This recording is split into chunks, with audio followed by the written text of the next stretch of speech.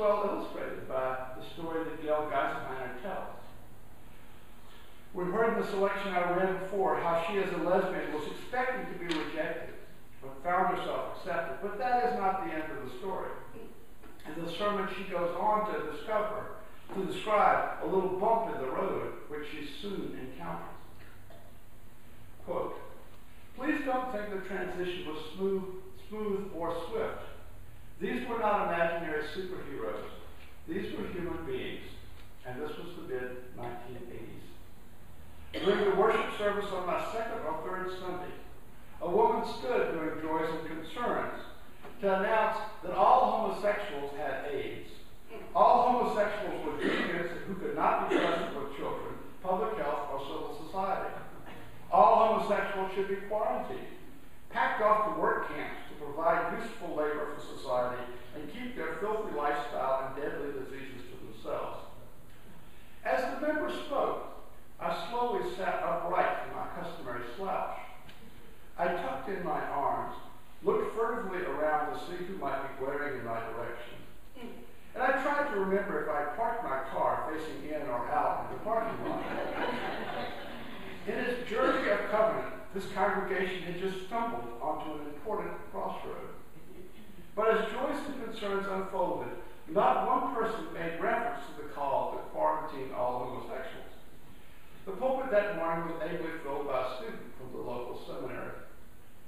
At the end of the sharing, the seminarian made a brief comment to assure us that not all the sermons voiced this morning represented the whole congregation, and that was that. Now, I was at a crossroads. Sure thing, I left that week right after the service. But what about next Sunday? Would I go back? Why on earth would I go back? That would be, well, you fill in the word. Going back would be what? Dangerous? Stupid? Foolhardy? Looking for trouble? Probably hurtful?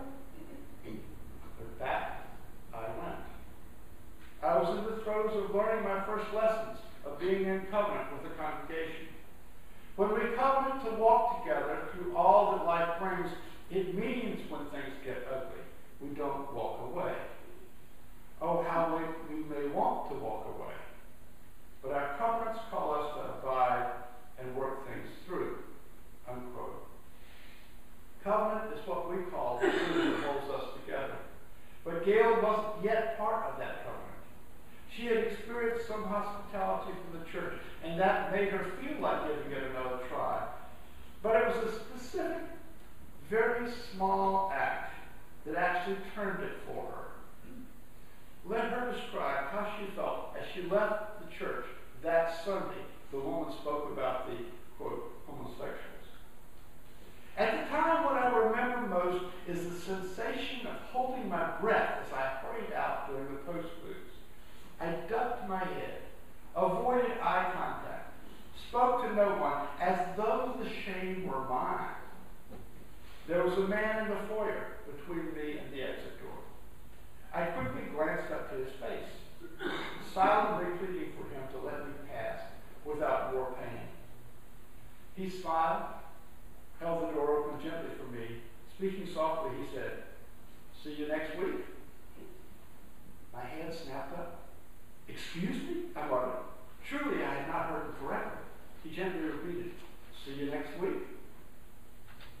Unquote. A little act, a little gesture, but this man knew what he was doing. Gail was the only lesbian who was attending that church, and the church was struggling to make concrete its status as a welcoming congregation. She goes on to describe in detail what the gesture meant to her. Quote, "Was he mad? Was he impaired? Had he not just heard what that woman said? See you next week?" It was a question and an invitation. Surely, I thought as I scrambled to leave the parking lot, surely it was an invitation to madness. But for one thing, the man's voice, his soft smile, gentle words, direct eye contact. Ours was an I-thou encounter, the very thing I had been seeking. In the throes of awful moments, and the slap of insult, the breaking through realizations of injustice, disrespect, unkindness, hatred, and worse, there's a way to detect if we're on or off course. In these terrible moments, all sense of movement stops. Instinctively, some of us begin to hold our breath.